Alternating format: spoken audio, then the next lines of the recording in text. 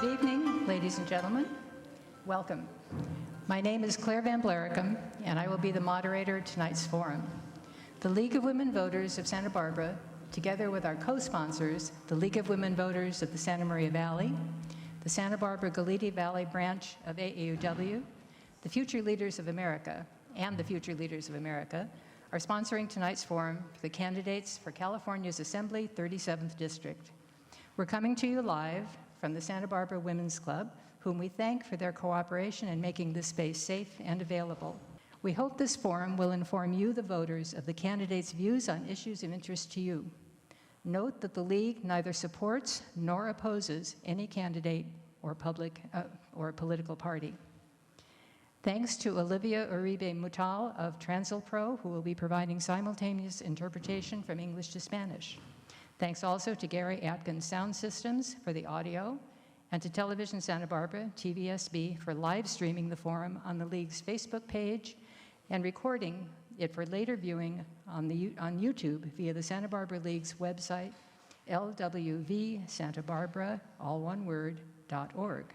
In case I forget to remind you at the end, we have a critical election coming up November 8th. You can check to make sure that your voter registration is up to date, your address, etc. is correct, at voterstatus.sos.ca.gov. If it needs to be updated, you can re-register to vote at registertovote, all one word, .ca.gov. All registered voters in California will receive a ballot in the mail, so be sure to register by the October 24th deadline in order to receive your ballot packet in the mail. Please remember to vote. We are very pleased that we have a live audience tonight.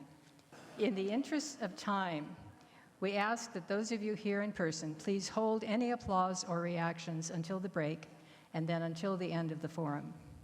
All of you are welcome to join the League and to make a tax-deductible contribution in order to finance voter education programs such as this. Go to our Santa Barbara League of Women Voters website at lwvsantabarbara, all one word, .org in order to do that, or visit our membership table at the back of the room. Before we begin, we need to describe for you what the 37th Assembly District is now. It has changed following the 2020 decennial redistricting. The final map of the 37th Assembly District from the California Citizens Redistricting Commission shows how it is expanded to the north to encompass all of Santa Barbara County, plus a small portion of southern San Luis Obispo County, including Nipomo and Los Berros.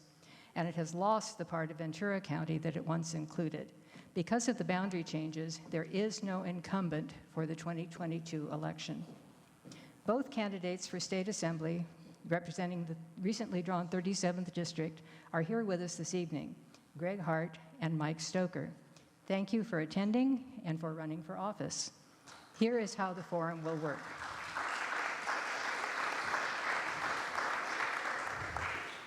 Okay, I'll allow that, but please do hold your applause from this point on. Time is critical. We use the traditional League of Women Voters process and ground rules, which both candidates have agreed to follow. To maintain civility and the issue-oriented nature of our forum, we do not allow candidates to make negative comments about other candidates' character or qualifications, but rather we ask them to address their own qualifications and vision for office and their views on some issues facing California and the 37th District. We remind you again that this is not a debate, but rather a forum to allow candidates to put forth their views and qualifications. First, each candidate will make a brief opening statement up to 2 minutes. Then I will then ask them questions, giving each candidate a maximum of 1.5 minutes, 90 seconds, to answer. We will rotate the order of the responses. A coin toss was held just prior to the forum to determine the beginning order. A League member will operate the electronic timer, which is at the back of the room. We will take approximately 15-minute break partway through to allow screening and sorting of the questions from the audience. The candidates will answer as many questions as possible within the remaining time available. Please note that we have plenty of questions, and it is not unwelcome to respond briefly or even to agree with your opponent. At the end, Each candidate will have an opportunity to make a closing statement of no more than 2 minutes. So, everybody ready? Let's get started. I'm going to be timing the 2-minute opening and closing statements myself here with a timer. The electronic timer for the question timing is preset. So, the coin toss was won by Gregg Hart. So, Mr. Hart, are you ready for your opening statement? Absolutely. All right. I am ready to go here. You're on. Well, thank you all for being here tonight, and thank you to the League of Women Voters for hosting this forum. This is really a joy to be in this room with a lot of people, to watch the folks that are watching on television, have an opportunity to meet both of us and hear how we would like to represent you in the California State Assembly. And it's really an honor to have the opportunity to serve as an elected official and to run for this office. I bring to this race a broad range of experiences and careers. I've been an elected official here at the local level. I've been appointed to state commissions. I've had a career as an entrepreneur and a small business owner, and I've also been a policy expert in a regional government agency. And I think the combination of all those experiences really uniquely qualifies me to represent all of us in this newly created Assembly District. I was first involved in politics when I was working with Assemblyman Jack O'Connell as a college student. It was a very formative experience, and I kind of caught the political bug. And as a result of that, I went on to be appointed to the Santa Barbara Planning Commission and then elected ultimately to 4 terms on the Santa Barbara City Council. I have the privilege and honor today to be serving as a representative of the 2nd Supervisorial District for the County of Santa Barbara on the Board of Supervisors. And in addition to that, Governor Gray Davis appointed me to the California Coastal Commission.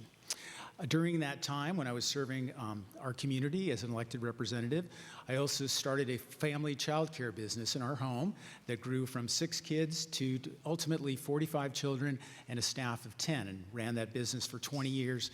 And I'm really proud that that business continues today, serving children who are experiencing homelessness through the Storyteller local nonprofit organization.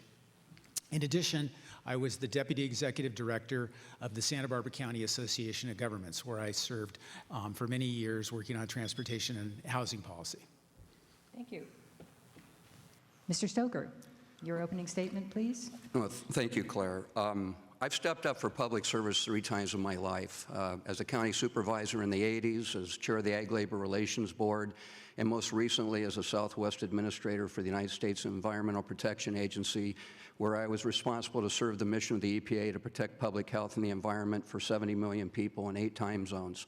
After a lot of prayer and deliberation, I decided what will inevitably be my last time, and probably in my life, to step up for public service, to be your assemblyman, and the reason is pretty simple.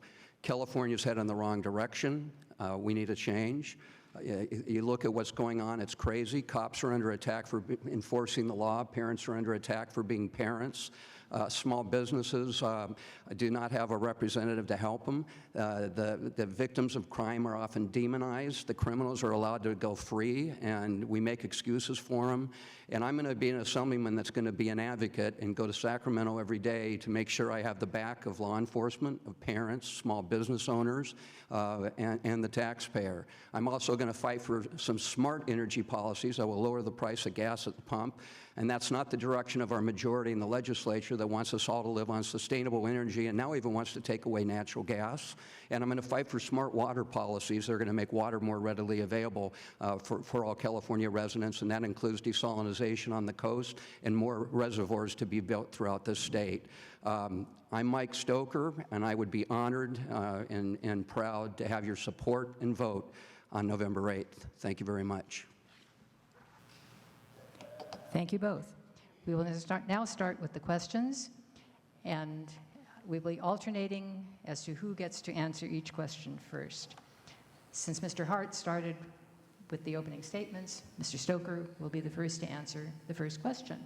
And the first question is, what can the legislature do to encourage innovation and create jobs and vibrant communities? Well, as I said, I kind of started as a county supervisor to be an advocate for our small businesses that were under attack by the mandates in Santa Barbara County. We turned a lot of that around, and Santa Barbara County became a pretty good business-friendly county for businesses to work with.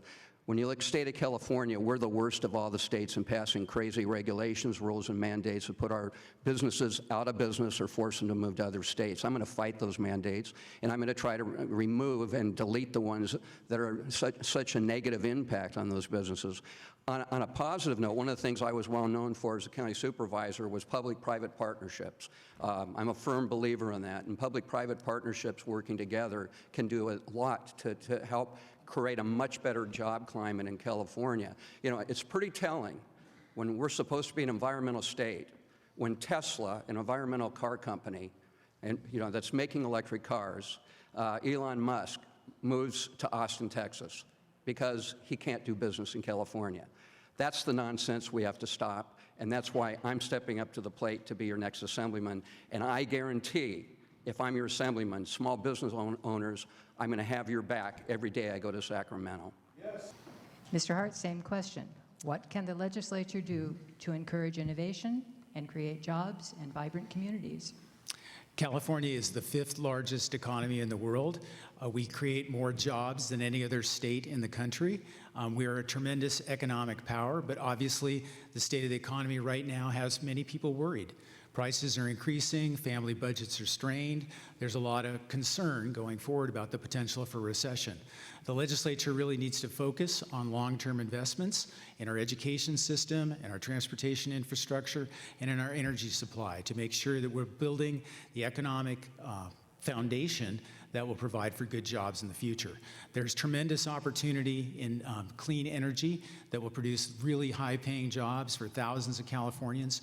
But in the meantime, while we are making the transition from fossil fuel economy to a clean energy future, we also have to maintain our education system so that the students of today are prepared to take those jobs. So I'm very optimistic about our future. I think that the County of Santa Barbara has done a great job of balancing these issues, and the experience and the relationships and the collaborations that I have been part of as a county supervisor.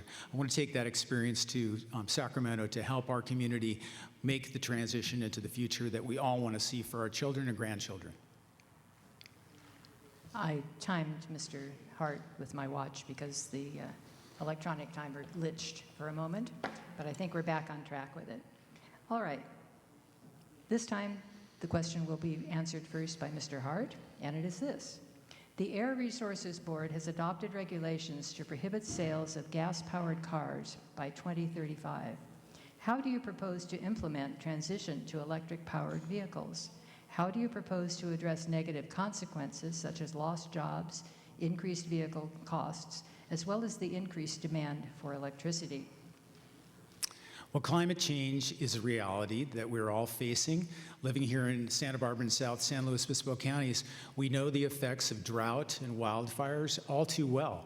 The consequences are real. We've experienced them all ourselves, and we need to be preparing to address that issue as it comes forward. And the way to do that is to transition to clean burning fuels and reduce greenhouse gas emissions. Electric vehicles are a critical component of that challenge and that transition. Obviously, making change that is so dramatic and so historic isn't going to be easy or painless. There's a process. It's not a straight path. But the innovations that are coming from the private sector, the improvements in the efficiency in electric vehicles, and the new improvements in the grid are all things that present tremendous opportunities. The new federal legislation that provides tax and credits and incentives to private companies to invest in this space are going to generate jobs and provide economic prosperity, both at the national level and at the local level.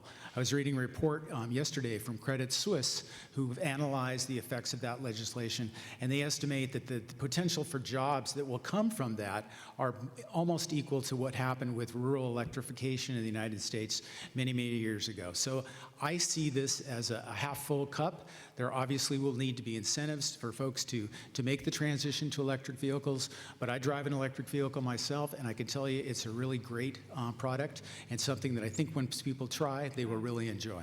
Time. Mr. Stoker, would you like me to repeat the question? No, I got it. you.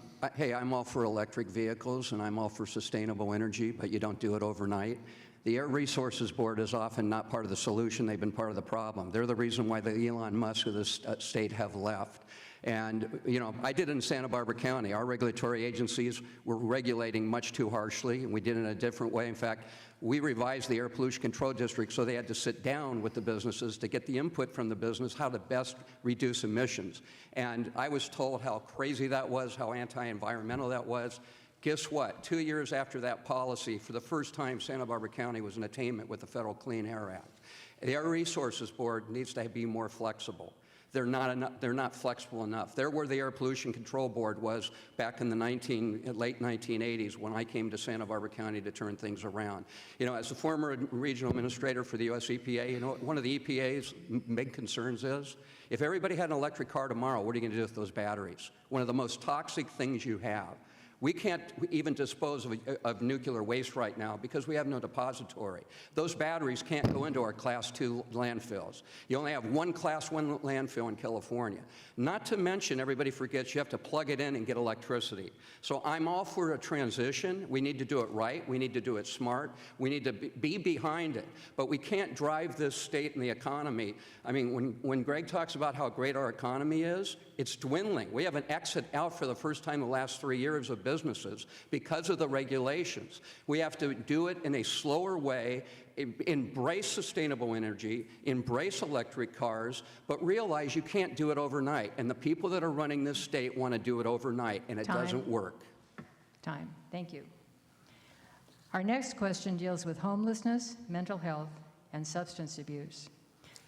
The governor's proposal to the crisis facing the state is CARE courts. That stands for Community Assistance, Recovery, and Empowerment. What is your view on CARE courts, and what else would you propose to address these issues? Well, homelessness is really the moral. I think CARE, there's a lot of value and a lot of benefits in CARE, but let me tell you what it doesn't do, and you should have probably asked on the homeless side. You know, I think Governor Reagan was a very good governor. He was a great president, but one of the worst things he did was close down our mental hospitals. I think at that time we had the one flew over cuckoo's nest, large institutions, and maybe it made sense, but it didn't make sense unless there was some type of transition.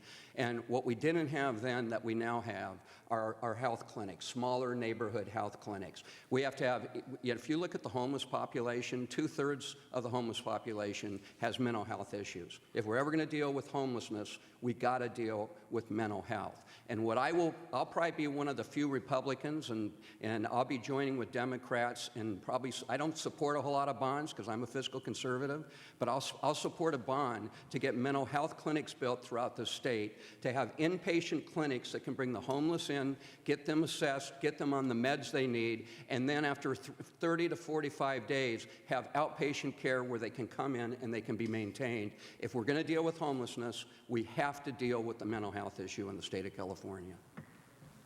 Thank you. Mr. Hart, same question, please. Well, homelessness is really the moral crisis of our time. We can't have neighbors living outdoors to the extent that has been happening since the pandemic. Of course, the pandemic required many of the shelters in our community to reduce their occupancy, to provide physical space distancing, and more folks are living in encampments. And we're trying at the county level to do outreach to those folks, to get them the services that they need. The CARE court idea is an innovative approach to try and get some of the folks who are suffering the most from mental illness and get them the treatment that they might not otherwise take advantage of. And I certainly support that proposal, but it's a very modest pilot program in its first inception. Really what's happening is, folks are finding themselves economically distressed, losing their jobs, paying too much for health care, and finding themselves out on the street and really with no place to go. We don't have enough affordable housing, and there's a great disconnect in our communities.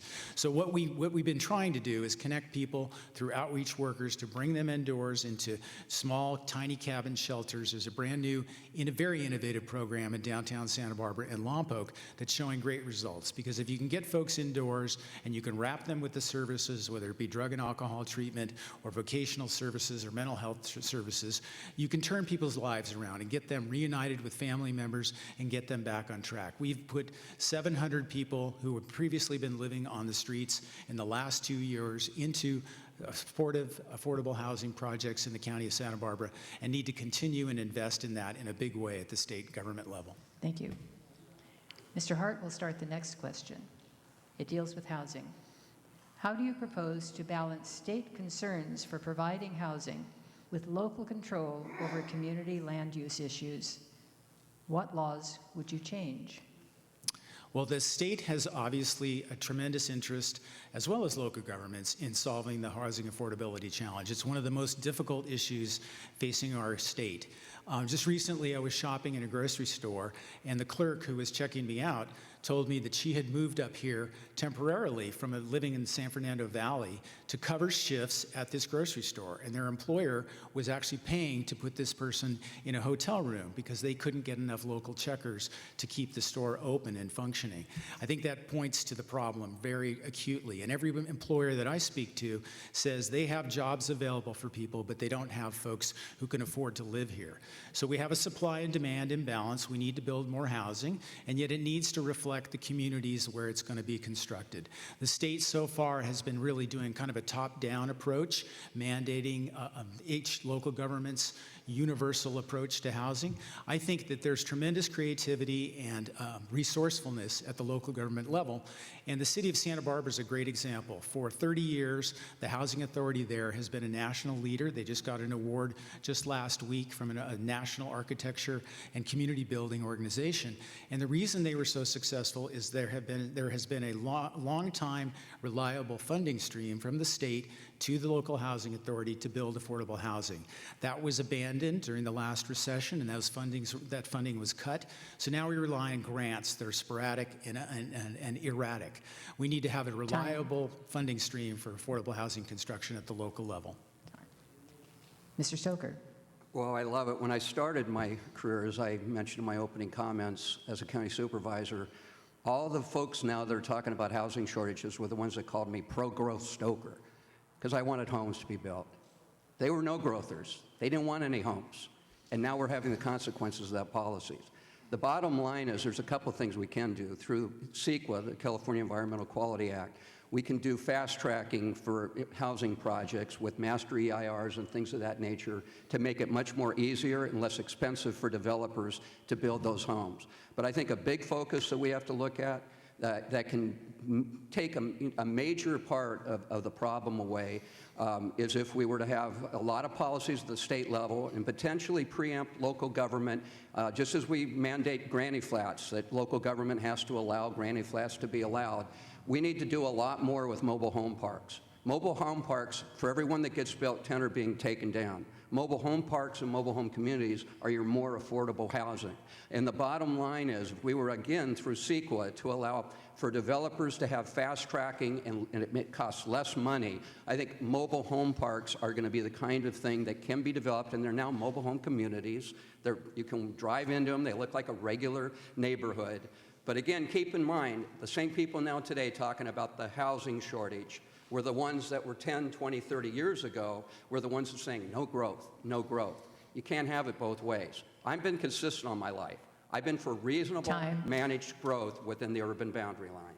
Time. And Mr. Stoker will start the next question. Do you think that recent changes to the justice system, specifically Proposition 47, which recategorized nonviolent offenses as misdemeanors, and AB 109, Realignment, shifting correctional responsibility from state to counties, have been beneficial or harmful to public safety? What changes, if any, would you support? No, I think it's been harmful. I think we need to get back to having a 3 strikes, you're out system. The main thing we need to be doing is you don't let criminals out of jail. You know, you don't have early release.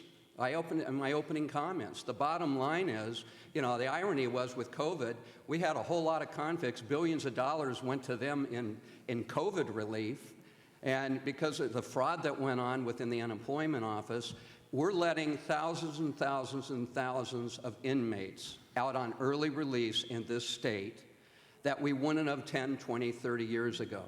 We also have, this is the most important thing, when you're a criminal and you see these people breaking the window and stealing the jewelry and stealing the radios, and they're let free. They're literally, it's catch and release. They give them a citation. 10, 20 years ago, you went into you were arrested. You were, do the crime, do your time. And we're not going to solve the problems with crime in this state or this country unless we make criminals that commit crimes pay the price. And that's not with letting them out of jail early, and that's not with when they get, when they commit a crime and they're arrested, just giving them a citation to appear in court. That's the consequences of those policies. That's why crime goes up. If you think you can get away with it, there's criminals out there that are going to take advantage of it, and that's what we got to stop. And that's also why I mentioned why I have law enforcement supporting me in this election and the Deputy Sheriff's Association. Mr. Hart, same question. I'm very proud to have the support of many law enforcement organizations, including the California Highway Patrol, the California Coalition for Law Enforcement Agencies, the Santa Barbara Police Officers Association, and District Attorney John Savernock, who was recently elected to serve in that post. The reason for my support from law enforcement is that I understand the men and women who are working to protect us every day need the resources to do their job. In the 17 years that I've been elected official, every single budget that I've approved has increased funding for law enforcement. That's why I have law enforcement support, because I understand directly that there's a very difficult job that they do, and they have to have the resources and the support from elected officials to do that difficult job. Violent criminals need to be in prison. There are many people who are committing low-level offenses who should be receiving the services to turn their lives around. Many of the prisoners in the current county jail right now suffer from significant mental health issues, and they are not getting the services that they need. We need to invest in vocational education, mental health treatment, drug and alcohol treatment, to try and get people back on track to be productive members of our society. It doesn't work to lock everybody up, but it's critically important to lock up the people that pose a public safety threat. In addition, we don't spend enough time focusing on the victims of crime. When you talk to victims, what they're really looking for is restitution and justice. And our system, unfortunately, doesn't work for law enforcement. It doesn't work for the victims of crime. Thank you. Mr. Hart will start the next question.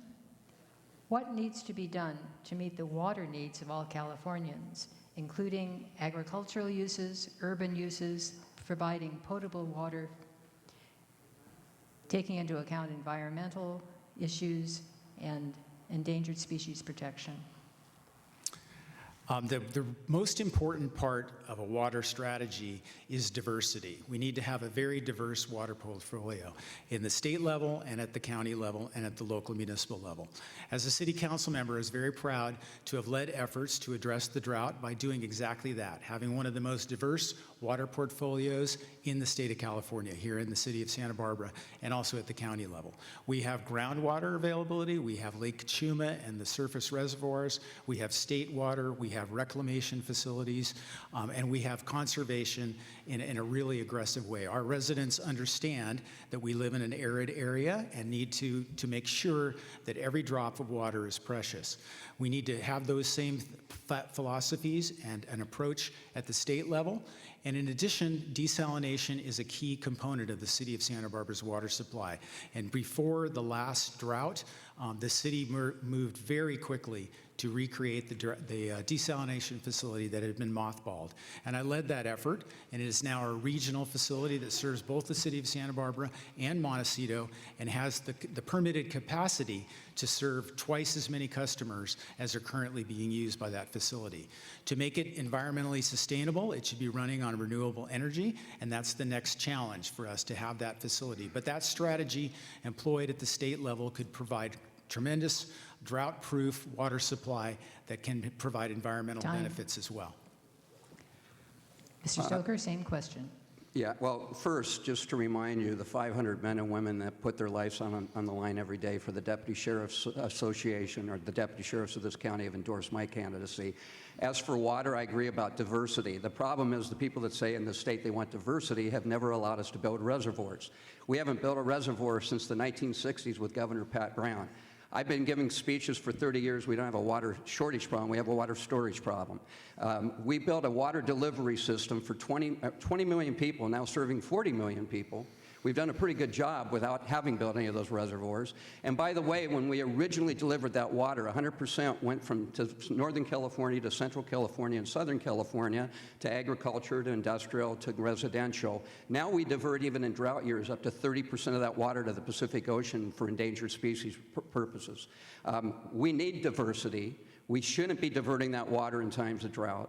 And we need to build more reservoirs. And what we have in Sacramento right now, the majority do not want reservoirs built, even though they tell you they want diversity. As I said in my opening comments, I want desalination too. I want as many water resources in the water basket, and that's the only way you're going to make more water readily available for all California residents. Thank you. Mr. Stoker will start the next question. What is your plan to ensure California and the Central Coast have a functioning, effective infrastructure? Well, it starts with not diverting a lot of our money that was intended for infrastructure away from infrastructure. If you go back in the old days and you look at the tax on gas at the pump, the bottom line is that went to infrastructure, not anymore. If you look at the budget, go look at the state budget and go look at what's been diverted away from our roads, our infrastructure. I just talked about reservoirs. That's infrastructure. We're not building that.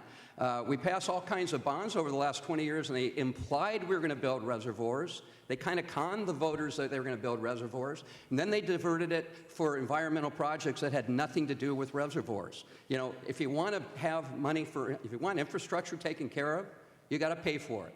And if you want to pay for it, you have to make it a priority. But the people running this state have not made infrastructure a priority. They've made a lot of social programs priority. They've made a lot of environmental programs priority. They've made a lot of things for sustainable energy and trying to make that transition immediately from a carbon-based energy society to a renewable energy-based society. They haven't made infrastructure a priority. As your assemblyman, you can count on me to make infrastructure one of your #1 priorities. Mr. Hart, same question. Well, I have a great deal of experience in this area because I worked at the Santa Barbara County Association of Governments for 15 years, leading the efforts to invest in local transportation infrastructure. And I can say we have absolutely turned things around here in our county. I think every one of us who's driving on any streets knows that the streets are all under construction because of a new infusion of dollars to make improvements. There was a tremendous backlog of needed repairs, streets and roads, fixing potholes, and that is absolutely being addressed right now, both at the city level, the county level. The pavement measurement that judges the quality of pavement at the county level has gone up while I'm a member of the Board of Supervisors. And at the state level, there are major highway projects happening all over the state of California. Here locally, the widening of the 101 freeway has been in the works for 20 years. That project is now about 5 years from completion, and you can drive along the highway right now and see the progress that's being made. Those investments are critical to maintaining the productivity of our economy. The agricultural products that are grown in the Santa Maria Valley need to get to market. The tourists that come and bring jobs and dollars into our community need to be able to access our community without being choked by traffic congestion. So I think the investments that are currently being made are exactly what needs to continue into the future to improve the quality of life of all of our residents in Santa Barbara County, San Luis Obispo County, and the state of California. Thank you. Mr. Hart will start the next question. Climate change seems to be increasing the severity and frequency of natural disasters such as wildfires and floods. What does the legislature need to do to ensure that the state has adequate emergency services for dealing with natural and man-made disasters? Well, we have a lot to teach the state of California, unfortunately, here from our perspective. We live this reality. Wildfires are a regularly occurring thing in our county and in San Luis Obispo County. And our firefighters have developed the best mutual aid response system in the world. The state of California has the most sophisticated firefighting effort of any place in the world. Other countries come here to learn about the expertise that we've developed over generations of fighting fires. The most current science about fighting fires is that we need to do a better job of fuels management, and there's some very innovative things going on in the Gaviota Coast specifically. The Land Trust for the Santa Barbara County got a grant from the state fire agencies to do grazing mitigation on their lands. And when the most recent fire came through, there is dramatic visual proof about here's the area that was grazed by goats, no damage from the fire literally stopped at the edge where the grazing occurred, and then in the areas where the grazing wasn't done, the vegetation was burned disastrously that led to mud flows and things like that. So there needs to be more investment from the state to give to local governments to make those improvements. And one of the most important investments that we made at the county level was to buy a military surplus grade helicopter called a Firehawk that has been deployed in 4 fires this year. Each one of those fires was stopped within 5 acres using this new advanced tool. And it's the best thing we have available to protect our homes and livelihoods right now in Santa Barbara County. Mr. Stoker, same question? Well, I like to give credit where credit's due, and I pretty much agree with everything Gregg just said. I would add to that, you need to do a whole lot more clearing of dead wood, and we don't do that with the Forest Service, so we need to do a lot more of it.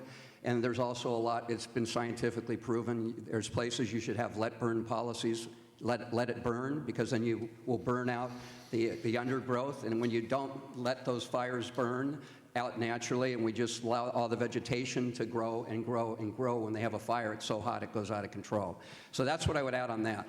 I want to say one thing, though. When Gregg mentioned the 101 widening, what you all need to know, folks, when I was on the Board of Supervisors in 1991, the Association of Governments, we had Caltrans, an approved 6-lane project freeway. But it was paid for. It had been approved. The EIR had been certified. It was ready to go. And the Association of Governments that Gregg was the executive, he wasn't at the time, but that's what he referenced. They had a vote. And Association of Governments are all 5 county supervisors and a representative from every city. I was shot down. I was saying, we need to build this freeway. And the environmental community said, no, it's growth inducing. And the supervisor from the 1st District at that time, Naomi Swartz, opposed it. So it was voted down on a 14-to-1 vote. And I told those folks then that was the dumbest vote they ever made in their lives, and they would regret it. Now, 20 years later, at 7 times the cost and 5 times the length or the time period to build it, we're building that freeway that could have been built in 1991 under my leadership. Time. Mr. Stoker will begin the next question. In light of the Dobbs decision, do you support any changes to California law regarding reproductive freedom? Do you support Proposition 1 on the November ballot, which would codify a right to abortion in California? No, I think Proposition 1 is morally unconscionable that it's on the ballot. You know why? Because it's already a constitutional right in the state of California. It was a constitutional right by initiative in 1974. It was reaffirmed in 1981 by the Supreme Court of California that it was a constitutional right. And our politicians in Sacramento are playing games by putting something that's so sensitive in the morality of that issue and convincing voters that we need to vote for this so you'll have a right when you already have a right. And they're only doing it for one reason. The Democrats are trying to up voter turnout. And I've made it very clear all my life, I'm not going to overturn any laws. I wasn't going to overturn Roe versus Wade. It was the law in the book. I'm not going to overturn the current constitutional right that a woman has to have a right to abortion that you don't need Proposition 1 for. But I'll tell you what I will do. Every time they play these games, the one thing that I do disagree with the majority in the state, parents should have a right to give consent so their 12-year-old daughter can't go to Planned Parenthood and the Planned Parenthood tell them, your mom and dad really don't know what's best for you. You can have an abortion and mom and dad don't have a right to know about it. I think that is morally unconscionable as well. So the right to an abortion for women, it's there. I'm not going to oppose it. I have always supported that, and I was never going to oppose the laws on the books, whether it was Roe versus Wade or the current proposition, but I do support parents having the right to give consent. Wait. Please hold your applause. Thank you. Mr. Hart, same question? I strongly support Proposition 1. The decision by the United States Supreme Court to strip away women's rights to control their own bodies and to have safe and legal access to abortion is a travesty of justice. This is the first time in our lives that the Supreme Court has rolled back basic fundamental rights of women. And we need to step up in California and pass Proposition 1 and constitutionally protect that right. I've been a strong proponent of women's reproductive freedom at every elected office that I've held, and it is the reason why I have the support, the only candidate in this race to have the support of Planned Parenthood, because I have a record of success and achievement in protecting those rights. And this is a moment in history where all of us will have the chance in November. The Proposition 1 is the very first thing on your ballot, and it's there for a reason, because it is so important. I strongly support its passage and urge everyone to vote yes on Proposition 1. Thank you. The next one will be started with Mr. Hart. What will you do to ensure an opportunity for all eligible citizens to register and vote, and to ensure the security of California elections? Well, we're living through a time where divisiveness in politics has reached new highs and new lows, and it's very concerning. And I think all of us share the belief that we can work collaboratively together to solve problems productively. That's what I've tried to do as a local elected official. We have a very collegial relationship on the Board of Supervisors with widely different ideological views. And the reason we are successful in working together is because we have respect and we treat each other civilly. I don't find in my interactions with people that being aggressive and attacking folks is a good prescription for making progress and getting things done. And I think the way we model our behavior as elected officials to the young people in our communities makes a difference and shows them the way that they ought to be behaving as political actors in our system. So whenever I go speak to community colleges or university students, I'm honestly impressed and amazed at the next generation of leaders that are coming forward. And I'm kind of sometimes embarrassed by folks in our generation who haven't figured out the basic fundamentals of fairness and civility. So I think the most important thing that I would like to do as an elected official is to model that kind of behavior for students, for everybody in our community, because I honestly believe if we're going to accomplish anything, and the many issues that we've talked about tonight are pressing and urgent, we're going to have to work together, roll up our sleeves, and get things done, because that's the only way things are ever accomplished. Time. Can you repeat the question? 'Cause Certainly. from the answer, maybe I got the question wrong. Okay.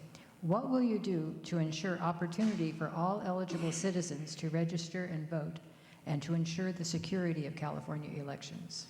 Well, I mean, what we need to do is do what we've been doing, and that's to have voter registrations, make it very easy. Joe Holland in this county does a very good job of doing that, mailing it out.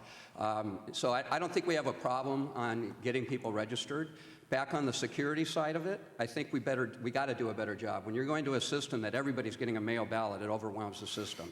And that means everybody's now sending in a ballot that they have to sign. And what we really have to do to up the ante, so nobody's calling into questions elections, and nobody's saying that there was voter fraud and that kind of thing, is we have to do a better system making sure that the signature on that ballot, when it goes to the elections office, matches the signature on file. Because otherwise, people that get a ballot can sign the ballot on the outside of the envelope, but they're not necessarily the registered voter for the signature on the file. So we have to do a lot better job in this state, especially since we've gone to mail ballots, universally, to make sure that those signatures on that envelope match. And again on Prop 1, because this really concerns me. Don't believe when people tell you that Roe versus Wade took away your rights in California. It did in other states, but not here. A woman has a right to an abortion, a constitutional right on Article 1, Section 1, that was put in place in 1974, and the Supreme Court, our Supreme Court in 1981, Committee to Defend Reproductive Rights versus Myers, stated, quote, under Article 1, Section 1 of the California Constitution, all women in this state, rich and poor alike, possess a fundamental constitutional right to choose whether or not to bear a child. Time. That's the constitutional right all you women Time. have, and I support in this state. The next question will begin with Mr. Stoker. What do you support to preserve productive agricultural land and environmental resources? Well, you go back to my years on the Board of Supervisors, I was known as the guy that fought for agriculture, and all the people that claimed they cared so much about agriculture were again passing a lot of regulations that was making it really tough for our agriculture to stay in business. We haven't done back to water. You want to have agriculture, you better have water. You want water, you better have the diversity that you've heard about tonight, but diversity means you also build reservoirs that the people in Sacramento, the majority, don't want to build. So if you want to have, go up I-5 when you're driving. What do those farmers put on their farmland? Water means food. No water means no food. You can't have it both ways. You can't have a water delivery system for 20 million people, designed for 20 million, that's serving 40 million and diverting 30% of it because of the Delta smelt and endangered species purposes. And you know who gets the water cut off first under the state water agreements? It's agriculture. So if you want to walk the walk and talk the talk, then you better really believe in diversity for water, and diversity for water means you're going to build more reservoirs in the state of California to go along with those desalination plants along the coast. Thank you. Mr. Hart, same question, please. Agriculture is one of the foundational industries in Santa Barbara County, in San Luis Obispo County, and also in the state of California. We're really the breadbasket of the United States. And the reason why is we have innovative, entrepreneurial farmers and ranchers who know how to innovate and how to diversify their crops. And the best thing that can happen is for government to respect that expertise and to stay out of the way and allow agriculture to do the work that they need to do. In Santa Barbara County, our crop production has been expanding every year. It's about a $3 billion industry now between San Luis Obispo and Santa Barbara counties. And the innovation and the crop management and the changes in agriculture are profound and really inspirational. The second largest crop in Santa Barbara County today are nursery products. That wasn't even in the top 10 5 years ago. And that's because local farmers are able to pivot and grow different crops to meet the demand that occurs. So we've transitioned away from cut flowers to other crops, and nursery products are one of the most productive opportunities for growth in the agriculture industry today. Thank you. The next question will begin with Mr. Hart. What is your plan for health care for all Californians, including coronavirus response and long-term health care plan? Well, the pandemic has really illustrated the health inequities that exist in our country and our state. And unfortunately, the response to the pandemic has been very uneven, and the services that are required by those communities has been difficult to deliver. But we've created new partnerships with those communities in the Santa Barbara County, reaching out to trusted messengers to get health care to communities that haven't historically had the same kind of access to health care. But all of us are concerned about rising costs. And I just recently had a surgical procedure and got a $40,000 bill for an outpatient surgery. Those kind of bills are unsustainable. So we need to evolve the system toward a Medicare for all system where everyone has access to quality health care at affordable rates. It's not easy to make that transition. The federal government has to give a waiver to the state of California to make that transition. But working incrementally, expanding access through Medi-Cal, as the state legislature has been doing for many years, has really increased the availability and accessibility to health insurance in the state of California. At the national level, the ACA went a long way, and yet we've seen continuously increasing prices, eroding access. So the first priority at the state level is to continue that work, the innovation that we're doing to get health care into communities of color and to all Californians is essential to make progress, to having a healthy population that protects all of us and from a public health standpoint. Thank you. Mr. Stoker, same question, please. Well, first off, on the other question, I think that transition from cut flowers would be cannabis. I'm just saying. On healthcare, we have a pretty good job. We do a pretty good job for access here. The problem is cost. And if any politician running for the state office wants to tell you they have these great plans on how they're going to bring costs down, then they're just like a typical politician telling you what you want to hear. Because healthcare costs are driven by national policies. That would be a question that somebody running for Congress, maybe Dr. Brad Allen, would want to weigh in on as a doctor. But it's your national policies that are creating the cost overall. I can tell you one thing California could do, and I would support. Majority in Sacramento won't, because the Trial Lawyers Association have them, completely bought and paid for. We need more tort reform in California, because right now, in terms of product liability lawsuits, you know, the amount of award is astronomical in California. We need to have more limits on it, which you can do through tort reform. And if you have those costs, you could then have those costs that are saved by having less billion-dollar verdicts paid out that the drug manufacturers and the companies then pass on to you in higher drug costs. So the one thing California can do is tort reform. The rest, if we're going to really lower the costs in terms of healthcare costs, has to be done at the national level. Okay. The next question is our final official question, and we will start with Mr. Stoker. What is your advice to new voters, the future leaders of America, about how to participate in our democracy? Well, vote. Why I stepped up for the fourth time in my life? I was not going to run. I wanted other people to run. People like Brooks Firestone, the last assemblyman from Santa Barbara, urged me to run. Jordan Cunningham, the current assemblyman in northern Santa Barbara County, who are both my co-chairs, wanted me to run. And I said, hey, I just got my first Social Security check last March. I was ready to retire, enjoy my wife, enjoy my life, happy wife, happy life, vacation and have a good time. But I've always stepped up for public service. And my wife was the one that said, Mike, you're the one that always goes, if you don't have a right to complain unless you do whatever you can to change it. She said, for some people, it's at least vote. If you don't vote, you don't have a right to complain. For others, it's like you. Be active, help get your person supported and elected, whether it's Gregg or me. And she said, for a handful, it's being the candidate. That's you. And after a lot of prayer and deliberation, that's when I decided to step up to the plate. So, all I can do is encourage everyone to vote, whether you're voting for Gregg, whether you're voting for me. You have to participate. And I'd urge all those that want to see me be your assemblyman, go to stokerforassembly.com and sign up and help out the cause as much as you can. But get involved in the election process. Thank you.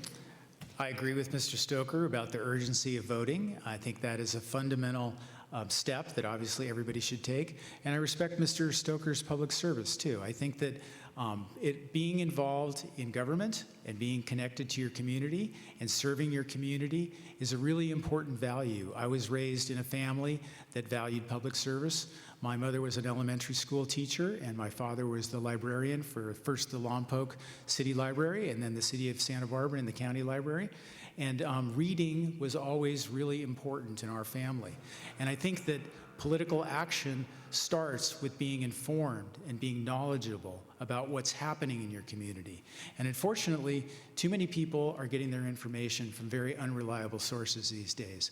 So I would urge people to go back to the core standard sources of information, read books, read newspapers. The major newspapers in our country are still doing outstanding journalistic work, but please don't rely on the internet, don't rely on television news, to give you the facts that you need to be an informed voter and an active participant in our democracy. Get the information that you need to make the decisions on your own, and having an informed electorate is what makes for good public policy and elected officials that can be held accountable to the facts and the real issues that are confronting our community on a daily basis. Boy, a lot of you had questions. We have had to sort and consolidate. There were also, I will say, a number of questions that were very specific to very local issues here in the city of Santa Barbara, and we have gone for questions that have a more statewide import, since this is a position at the state level. So if your question didn't get answered or didn't get used here, I apologize. We could not get to all of them. I'm sure that both of the candidates would welcome you sending your questions to them directly, so that they can let you know what they think. All right, first question from the audience. Guidance from the CDC continues to recommend relaxing of mask mandates nationwide. What is your stance on mask and vaccine mandates in California? And for this, we will begin with Mr. Hart. Well, the pandemic was probably the most difficult thing in all of our lives.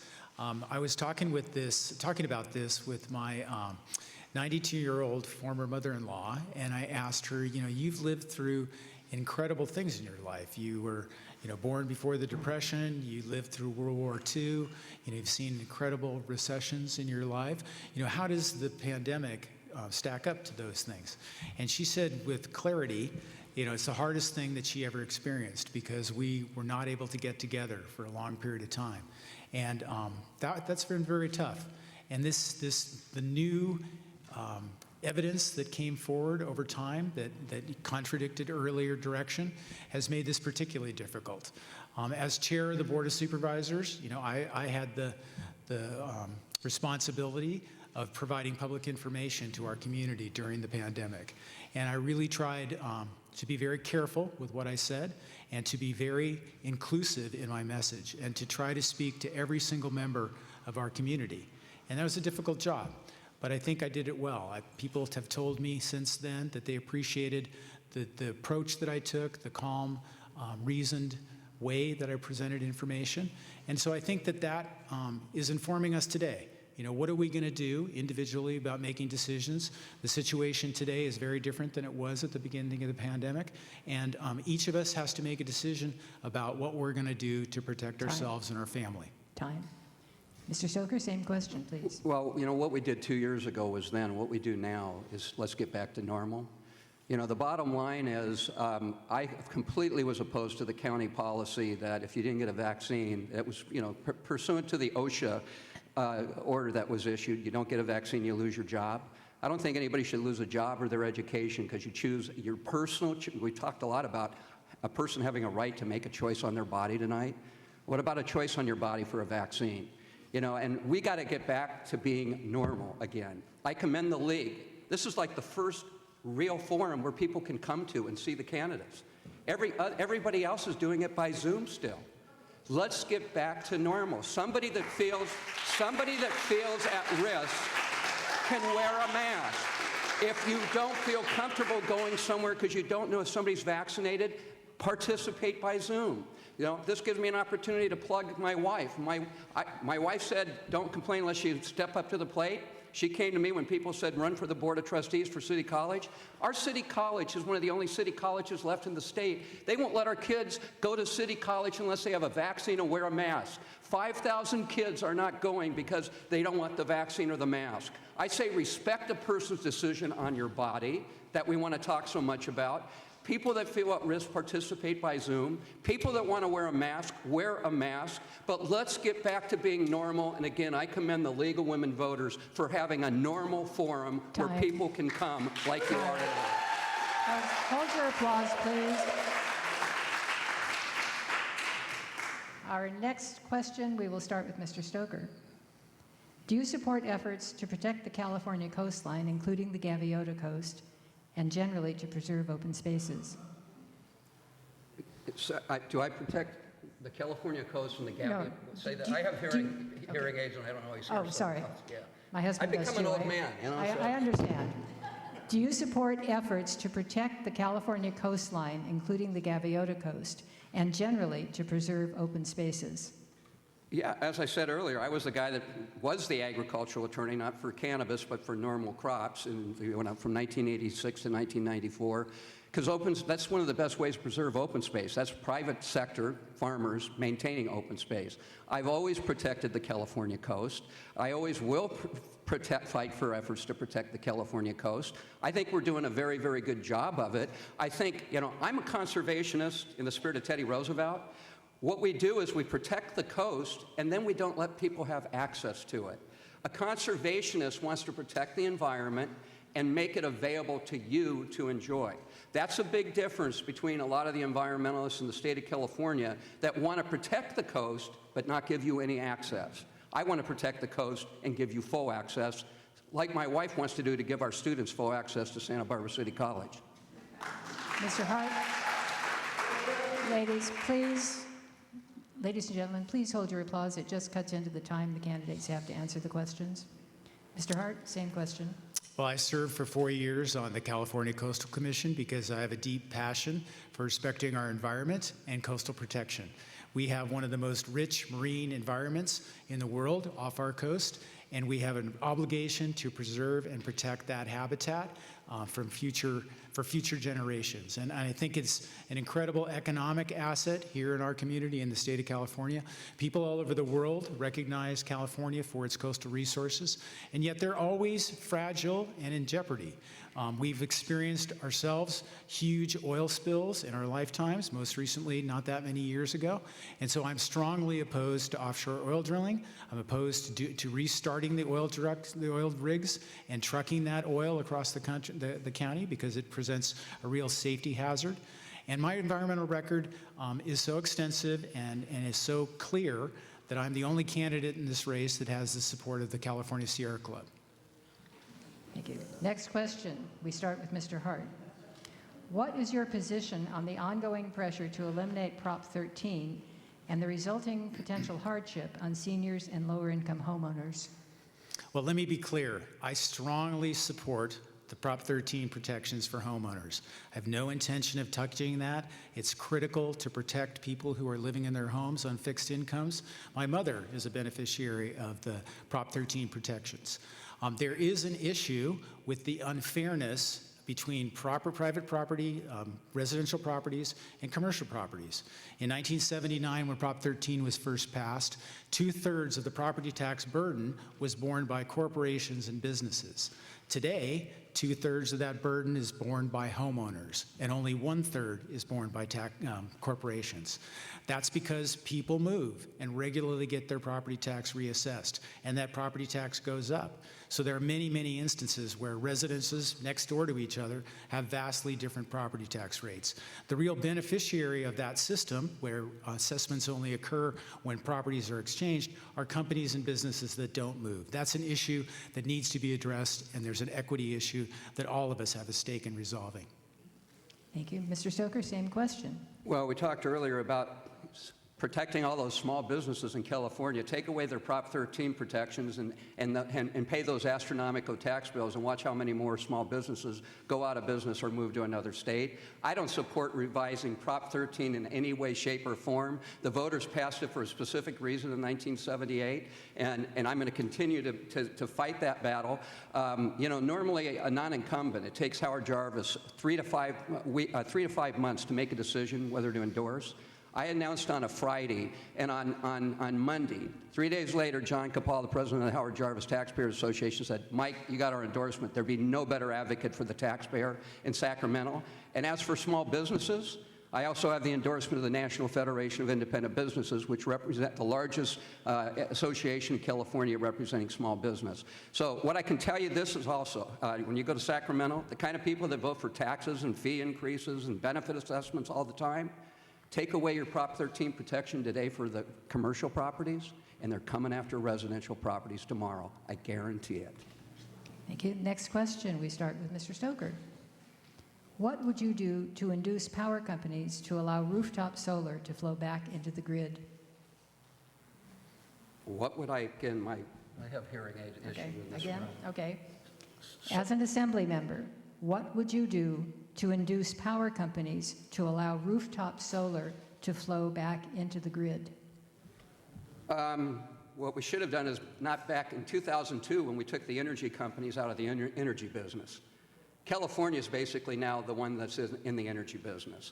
As far as, you know what, I'll be honest with you folks, getting solar panels on your homes is not going to be a real top priority of mine as your assemblyman.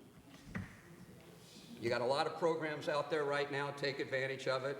I'm going to be going to Sacramento to fight for taxpayers and small businesses and law enforcement and parents and smart energy prices that will lower the cost of gas at the pump and water policies that will make more water readily available. Solar panels on your rooftop is not going to register as a real high and top priority of me as your assemblyman. I'm just being real honest with you. Mr. Hart.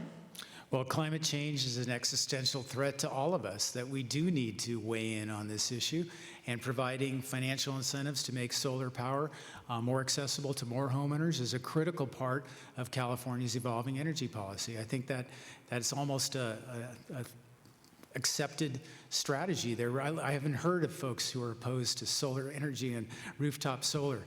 We actually live at the end of the grid that Southern California Edison provides, that comes up from Southern California. The lines end in Santa Barbara County, and we have a real reliability problem. If those lines are severed by an earthquake or a natural disaster, our power is going to be cut off to this part of the state. The northern part of Santa Barbara County and southern San Luis Obispo County is likewise at the end of the PGE line, and they have the same vulnerabilities.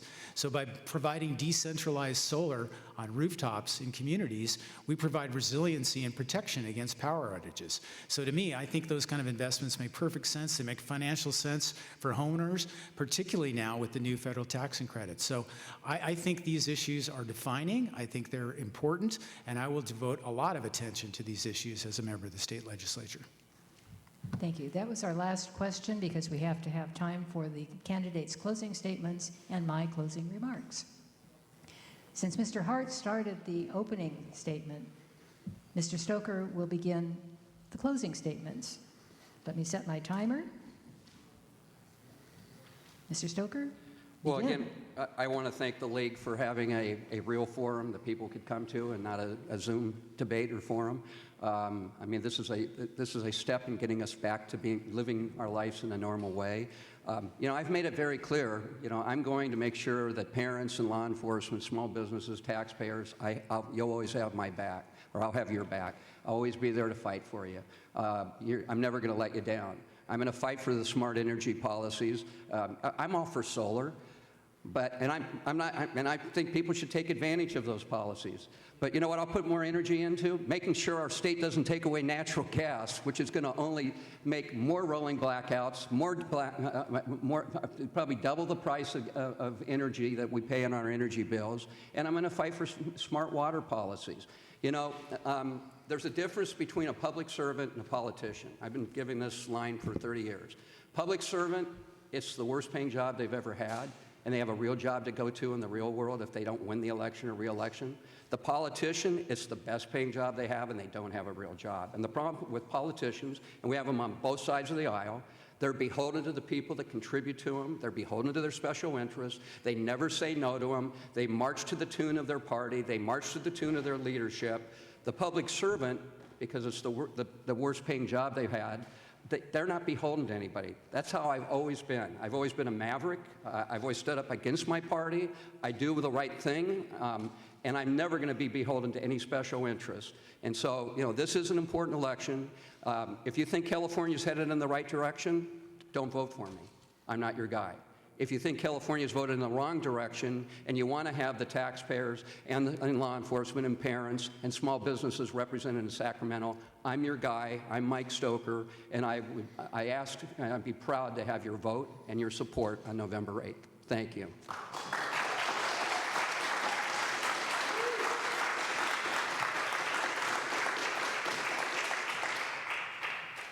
Perfectly timed.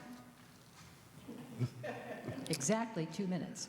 Okay, Mr. Hart, your 2 minutes. Well, I just appreciate everybody being here and the folks who are watching on television and the League of Women Voters for giving us this opportunity to talk to you a little bit about the issues that we really feel passionate about. And I want to end with a little story that I think tells you a little bit about me and my determination. About a month ago, I was going to a candidate interview meeting in Northern California, and I was at the Santa Barbara airport, and the flight was at 6 a.m., and I was a little bit late, and I was a little bit stressed, and I was rushing. And as I was walking really fast through the parking lot at the airport, I thought I would take a minute to look at my phone to check my boarding pass. And I pulled it up and was looking intently at that, and I walked full speed into the side of a parked panel truck. The first thing that happened is my nose hit. It started bleeding profusely. I didn't know what to do. I was afraid it was going to get all over my suit. So I walked into the bathroom and tried to put toilet paper and tissue paper on my nose. And if any of you have had an injury to your face, you know there's a lot of blood in your face, and it wouldn't stop. So 15 minutes later, I realized, well, now I'm really going to miss this plane, so I better do something. So I took the toilet paper and the tissue paper on my nose, got in line with TSA, and this kind woman next to me was horrified and said, well, just put this surgical mask on to hold the tissue paper back against your nose so you can have your hands, you can get through the TSA. I did successfully. I got to where I was trying to go, and about 2.5 hours later, I'm trying to talk to this group, and I realize all of this is congealed on my nose, and that if I try and pull it apart, it's all going to start bleeding together. So I didn't know what to do, and I thought, well, I'm just going to tell the truth. So I told the whole gory story, and then I said to them, I'm the only candidate who can say that I walked through a parked truck to be with you today. They thought it was funny and memorable too, and that's the kind of fighter that I'll be as your representative in the California State Assembly. My name is Gregg Hart. I would be honored to have your vote.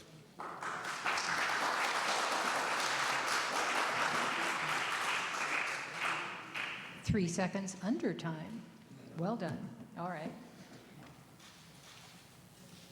Again, we want to thank the Santa Barbara Women's Club for allowing us to use their wonderful facility, to TV Santa Barbara for the video, Gary Atkins Sound Systems for the audio, Transil Pro for the translation services, our co-sponsors, the Santa Barbara Goleta Valley AAUW, Future Leaders of America, and the Santa Maria Valley League of Women Voters, and all the volunteers of the League who helped with this forum.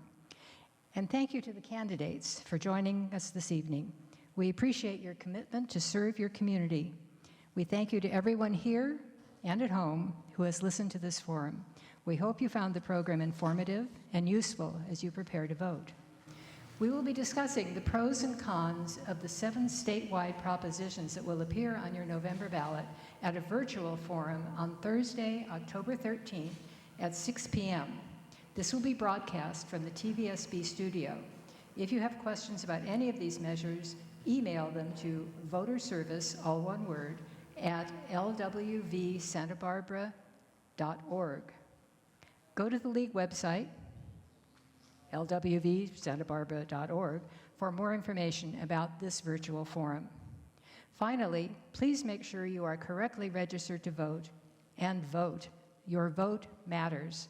Mail-in ballots will be mailed to the community beginning on Monday, October 10th.